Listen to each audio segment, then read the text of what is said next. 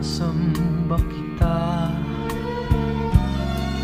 Kung kasalanan man sa Diyos ang sambahin kita,